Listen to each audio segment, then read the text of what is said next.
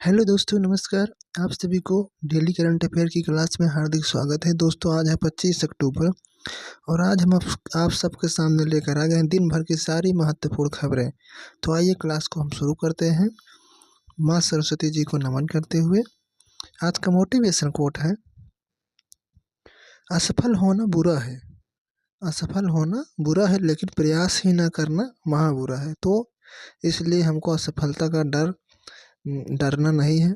जो होगा देखा जाएगा। हमें प्रयास ज़रूर करना है। प्रयास हम ज़रूर अपनी तरफ से पूरा करेंगे तो सफलता ज़रूर मिलती है। तो आज का इसी मोटिवेशन कोट के साथ हम शुरू करते हैं आज का पहला क्वेश्चन।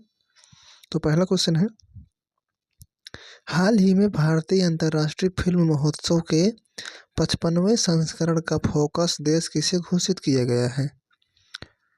ऑप्शंस हैं ऑस्ट्रेलिया, इंग्लैंड, ब्राज़ील, अमेरिका। तो अभी हाल ही में भारतीय अंतर्राष्ट्रीय फिल्म महोत्सव का आयोजन हो रहा है, जो कि ये 55वां संस्करण है। ये कहाँ पर हो रहा है? ये 55वां संस्करण हो रहा है, ये हो रहा है पणजी, पणजी में हो रहा है। ठीक है, गोवा की राजधानी है, यहाँ पर हो रहा है ये, जो कि नवंबर में होगा। ठीक है, नवंबर में होगा। और ये जो कि फोकस देश घोषित किया गया है ऑस्ट्रेलिया, ऑस्ट्रेलिया को फोकस देश घोषित किया गया है।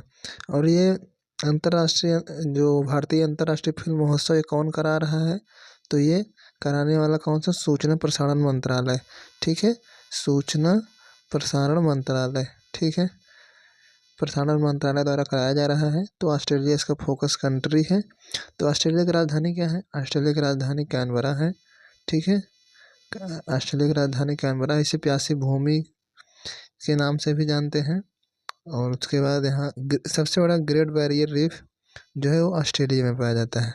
तो ऑस्ट्रेलिया जो कि फोकस कंट्री देश है। तो भारतीय अंतर्राष्ट्रीय फिल्म महोत्सव के 55वें संस्करण का फोकस देश तो ऑस्ट्रेलिया है। तो चलते हैं नेक्स्ट क्वेश्चन। नेक्स्ट क्वेश्चन है, अभी हाल ही में विश्व पोलियो दिवस कब मनाया गया? ऑप्शन है 24 अक्टूबर, 25 अक्टूबर, 15 अक्टूबर, 16 अक्टूबर। तो सारे दिवस बहुत ही महत्वपूर्ण है। इसमें ऑप्शन हैं, सब दिन का कोई ना कोई दिवस है। तो विश्व पोलियो दिवस जो मनाया जाता है, जो 24 अक्टूबर को विश्व पोलियो दिवस मनाया जाता है। 24 अक्टूबर को ITBP स्थापना दिवस भी है। ITBP स्थापना जो कि भारत और तिब्बत सीमा पर तैनात रहते हैं।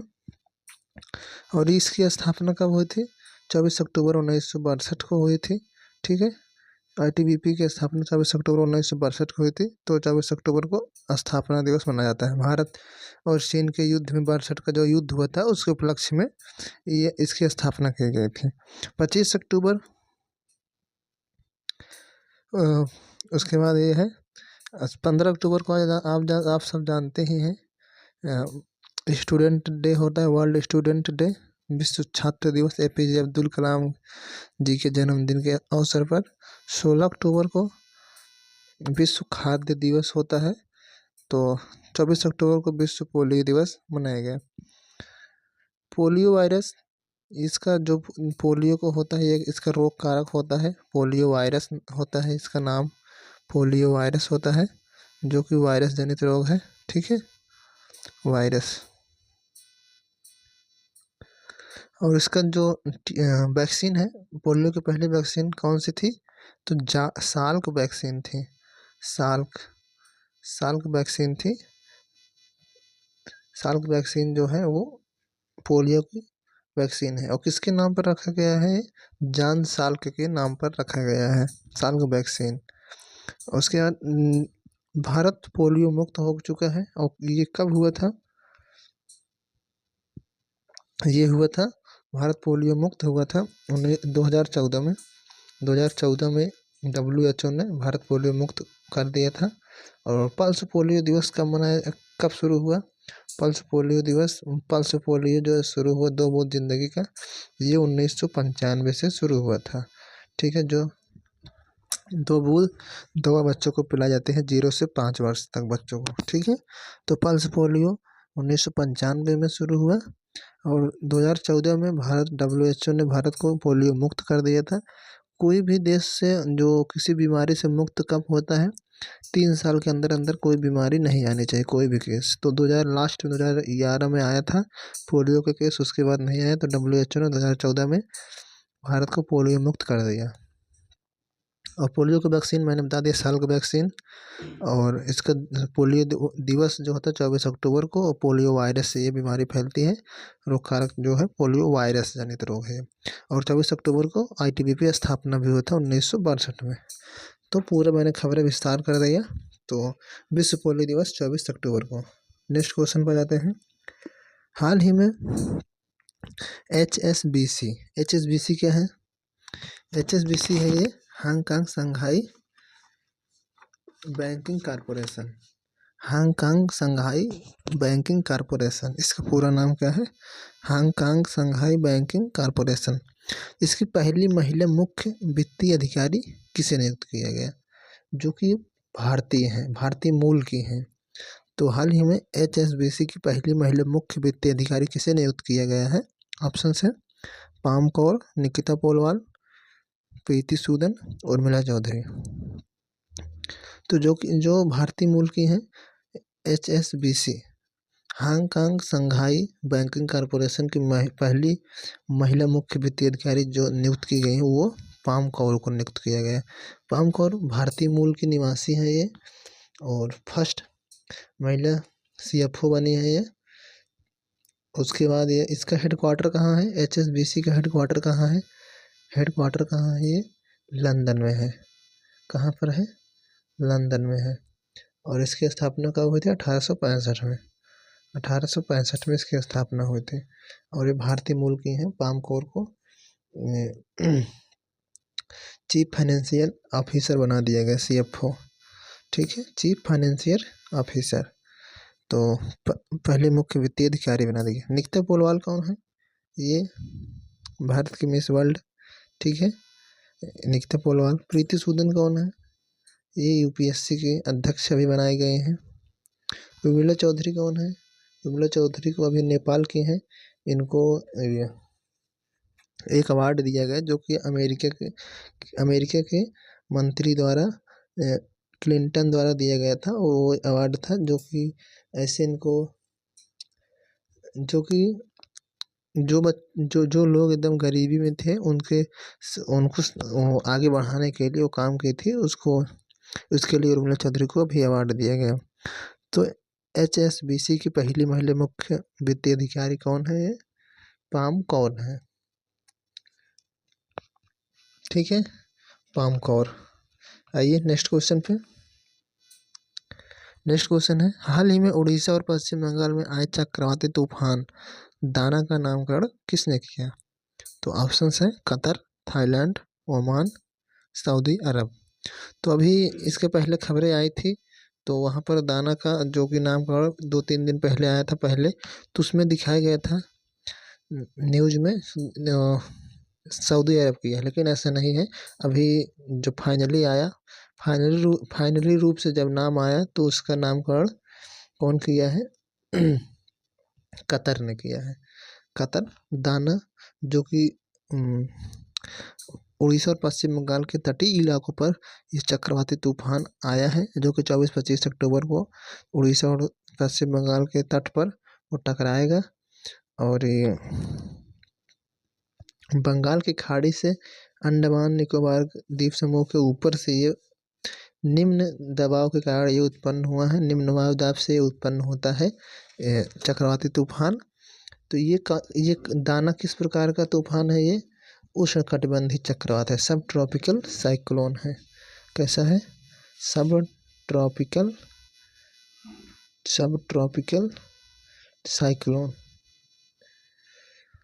ठीक है, इसका अर्थ क्या है? उदारता। अरबी भाषा में इसका अर्थ है उदारता।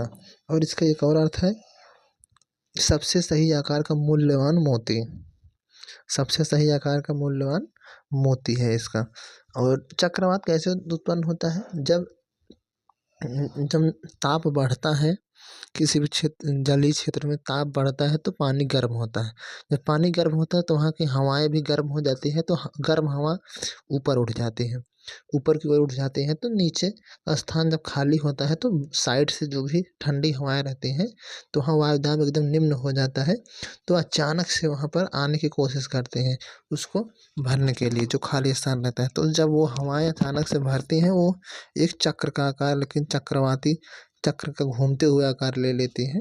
जब वो घूमते हुए आकार ले लेंगे तो वो निम्न वायुदाब के कारण वो चक्रवात तूफान उत्पन्न हो जाता है और वो बढ़ती है आगे। ठीक है, इस प्रकार से चक्रवाती तूफान उत्पन्न हो जाता है। तो दाना, जो कि इसका नामकरण कौन किया है? कतर ने किया है, और उड़ीसा पश्चिम बंगाल के तटीय इलाकों पर ये आ रहा है भेलचर चक्रवात, जिसकी स्पीड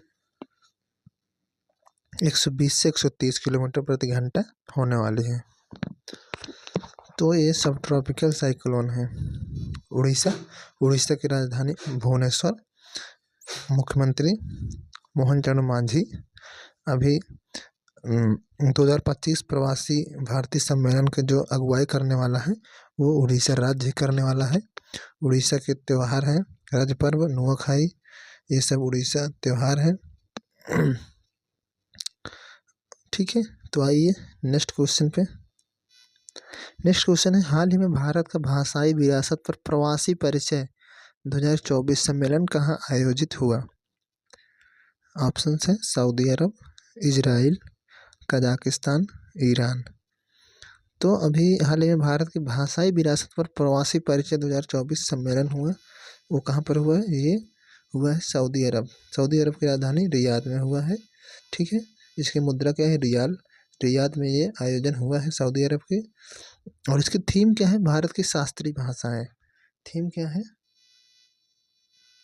शास्त्रीय भाषाएं, क्योंकि ये देखो भाषाई पर आधारित है, शास्त्रीय भाषाएं हैं ये। ठीक है, और भारत में कुल कितने शास्त्रीय भाषाएं? पहले तो थी 6 थी, अभी कितने हो गए? 5 हो गए। कुल मिलाकर अभी 11 शास्त्रीय भाषाएं हैं और 22 भाषा है। ठीक है, संविधान में वर्णित कितनी है? 22 भाषा है कुल, और शास्त्रीय भाषा कितने हैं? 11 हो गए हैं। पहली कौन सी भाषा थी? पहले 6। तो सबसे पहले तमिल थी, जो कि 2004 में से लागू किया गया था। फिर संस्कृत, तमिल संस्कृत 2005 में संस्कृत को, फिर तेलुगु 2008 में, कन्नड़ 2008 में, फिर मलयालम 2013 में, उड़िया 2014 में। तो अभी 2024 में 5 और भाषाओं को शामिल कर दिया गया।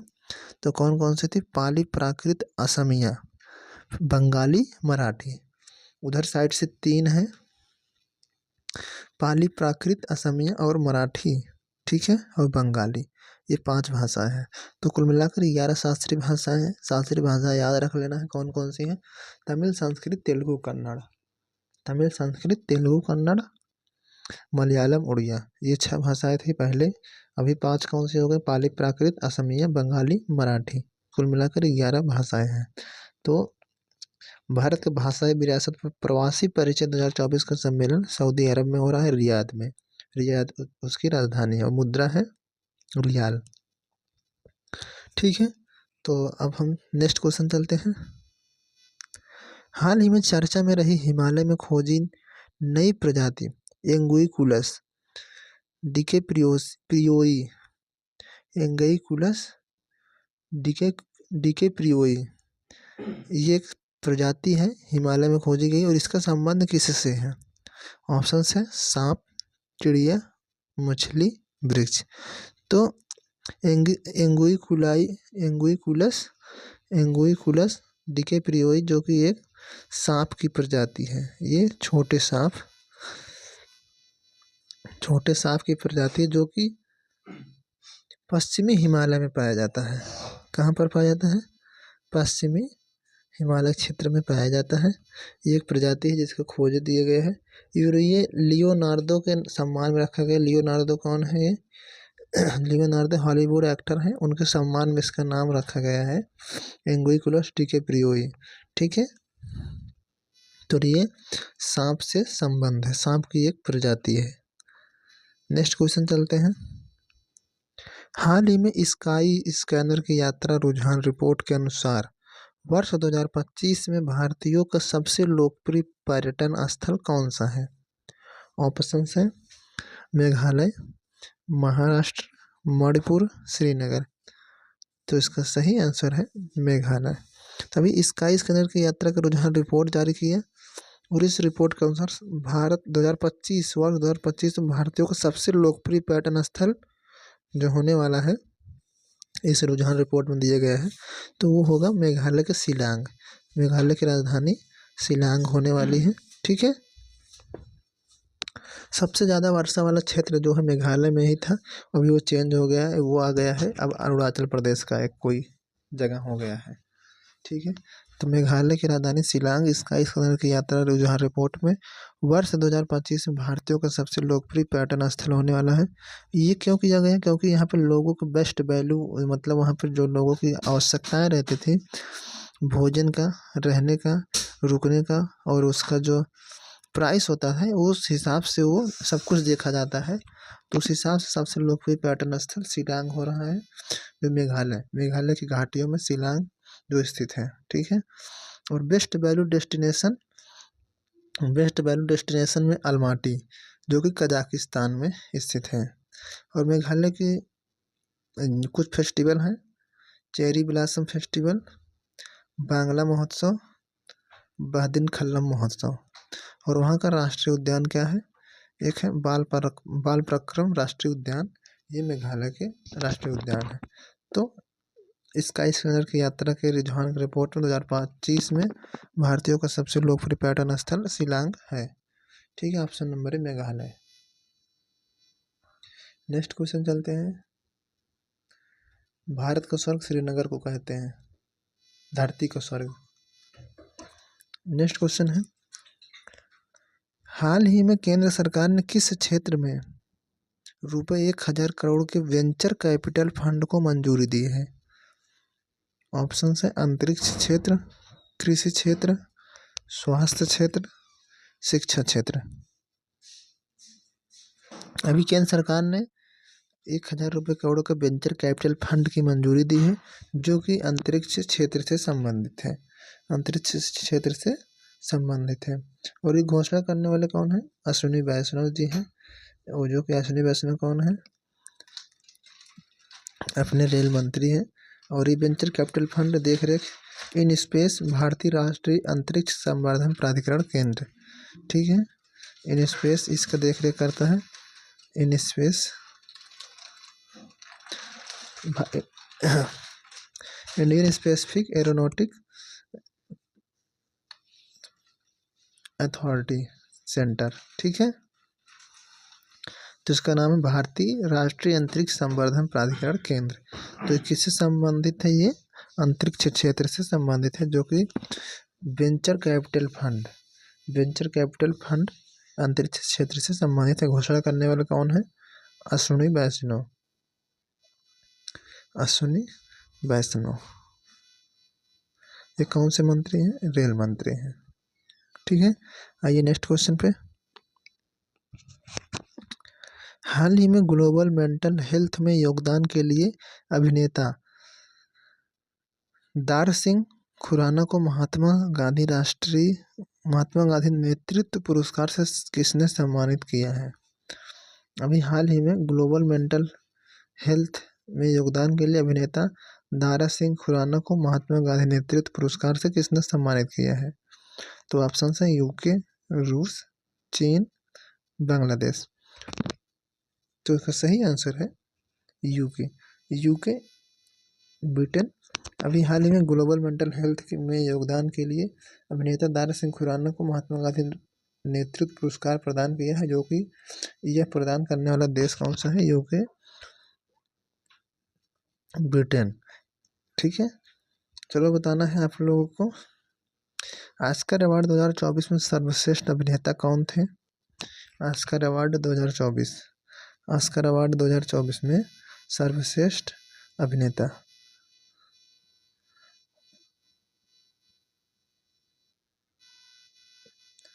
कौन थे? ये ओपेनहाइमर फिल्म के थे, ओपेनहाइमर फिल्म के थे किलियन मर्फी, किलियन मर्फी हैं। यूके के प्रधानमंत्री का नाम बताना है कीर स्टारमर। यूके के प्रधानमंत्री कौन है? ब्रिटेन के प्रधानमंत्री कौन है? कीर स्टारमर। उसी का नाम ही है, यूके ब्रिटेन इंग्लैंड कुछ भी कहो एक ही है सब। तो उसके प्रधानमंत्री हैं कीर स्टारमर। और एक क्वेश्चन इससे बनता है, इंग्लिश चैनल को पार करने वाले पहले भारतीय कौन थे? पुरुष और महिला दोनों में बताना है। इंग्लिश चैनल कहाँ पर स्थित है? फ्रांस और इंग्लैंड के बीच में इंग्लिश चैनल स्थित है। ठीक है, फ्रांस और इंग्लैंड के बीच में जो जल संधि उसे इंग्लिश चैनल बोलते हैं। उसको पार करने वाले पहले भारतीय कौन थे? मिहिर सेन थे। पुरुष में मिहिर सेन थे, महिला में आरती शाह, आरती शाह। तो अभी ग्लोबल मेंटल हेल्थ में योगदान के लिए अभिनेता दारा सिंह खुराना को महात्मा गांधी नेतृत्व पुरस्कार यूके द्वारा दिया गया है। नेक्स्ट क्वेश्चन पर जाते हैं, हाल ही में शिक्षकों के लिए एआई संचालित डिजिटल सहायक किसने लॉन्च किया है? ऑप्शन है कर्नाटक, मध्य प्रदेश, आंध्र प्रदेश, छत्तीसगढ़। तो इसका सही आंसर है कर्नाटक। कर्नाटक राज्य ने अभी अपने शिक्षकों के लिए एआई संचालित डिजिटल सहायक लॉन्च किया है, जिससे शिक्षकों को सहायता मिलेगी। किसी प्रॉब्लम में वो अपना एआई की सहायता से शिक्षक सामग्री वो किसी भी क्वेश्चन को डाउट को वो अपने आप सॉल्व कर सकते हैं, और जिससे बच्चों को सिखाने में आसानी होगी। कर्नाटक की राजधानी क्या है? बेंगलुरु। कर्नाटक के महत्वपूर्ण, यहाँ पर जोग जलप्रपात है जो कि शरावती नदी पर स्थित है, कर्नाटक में स्थित है। और राजधानी मैंने बेंगलुरु बता दिया है। और यहाँ पर हम्पी का रथ मंदिर है, वो भी है, कर्नाटक में ही स्थित है। ठीक है, और यहाँ बेंगलुरु हाई कोर्ट भी स्थित है, कर्नाटक का ही। तो दोस्तों आज मैंने यहाँ तक महत्वपूर्ण खबरें बताया आज के दिन का, दिन भर की। आज पीपीटी ज़्यादा मैंने नहीं बना पाया है, बाकी अच्छा था जो भी था, मैंने पूरा डिटेल बताया है जितना। सिर्फ आप इसको देखकर पूरा क्लास को सुनकर पूरा जानकारी आप लोग पा सकते हैं, क्योंकि मैंने जितना था डिटेल बताया। यदि और डिटेल बताऊंगा तो क्लास बहुत ज़्यादा लंबी हो जाएगी, इसलिए मैंने जितना इम्पोर्टेंट रहता था इम्पोर्टेंट बताता चलता हूँ साथ में साथ। डेली क्लास करने से सब धीरे धीरे आपको उसका पूरा डिटेल जानकारी मिल जाती है। तो मैं संडे के दिन पूरा इसका रिवीजन भी करवाऊँगा, पूरे वीकली रिवीजन होता है। तो मिलते हैं नेक्स्ट क्लास में कल के दिन। तब तक अपना ध्यान रखिए, मस्त रहिए, पढ़ते रहिए। जय हिंद।